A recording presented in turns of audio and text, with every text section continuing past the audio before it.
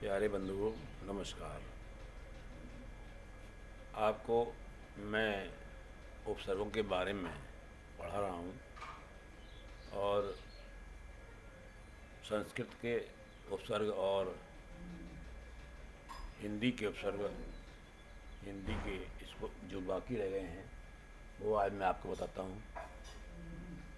देखिए, ये एक उपसर्ग है का मतलब बुराई से या हीनता से, जैसे कि कपूत, कजली, सु सु का मतलब श्रेष्ठ या अच्छा, उत्तम, सुमार्ग, सुपुत्र, सुसम्मान, सुभाष।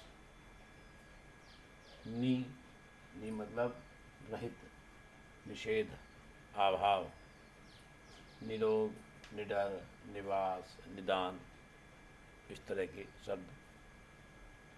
दु दु मतलब बुरा या दो या हीन, जैसे दुकाल, दुराहा, दुराचारी, दुस्वप्न। उसके बाद में है बिन, बिना या रहित, बिन पैर, बिन हाथ, बिन देखा, इसके अलावा और भी शब्द हैं।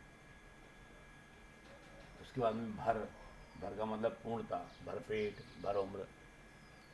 कहने का मतलब ये है कि ये कुछ शब्द मैंने आपको बता दिए हैं और बाकी शब्द आप चाहें तो खुद भी बना सकते हैं। तो आप समझ गए होंगे कि उपसर्ग कैसे शब्द बनता है उपसर्ग से। तो ये अब आपके हिंदी के और संस्कृत के उपसर्ग पूरे हो चुके हैं। अब इसके बाद में मैं आपको जो इससे संबंधित प्रश्न उत्तर हैं वो मैं आपको बताऊंगा। जैसे कि कभी कभी क्या होता है कि कुछ शब्द दिए होते हैं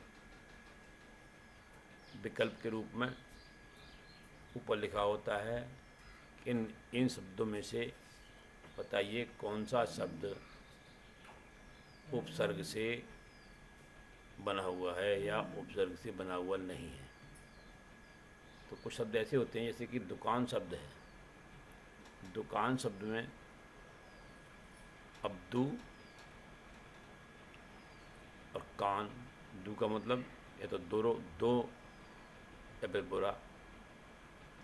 अब बुरा कान, दो कान, इससे तो कोई मतलब नहीं होता इसका बनने का, इसलिए ये उचित नहीं है, उपसर्ग से बना हुआ नहीं है। एक शब्द होता है दुकाल। दुकाल में क्या है, दू मतलब बुरा, काल माने समय, बुरा समय, दुकाल हो गया। तो इस तरह के क्वेश्चंस कुछ मैं आपको अगले वीडियो में बताऊंगा। और ये आपका जो पाठ है उपसर्ग का ये पूरा हो चुका है। अब इसका जो दूसरा जो प्रत्यय है, प्रत्यय के बारे में भी मैं आपको बताऊंगा। और होता ये है कि प्रत्यय और उपसर्ग जो हैं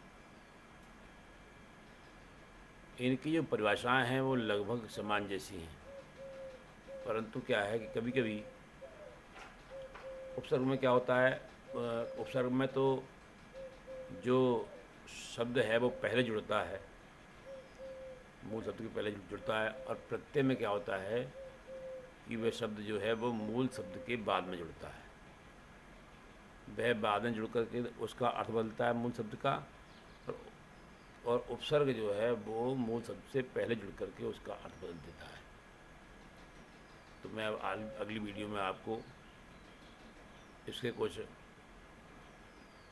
क्वेश्चंस के बारे में मैं आपको बताऊंगा। तब तक आप प्रतीक्षा कीजिए।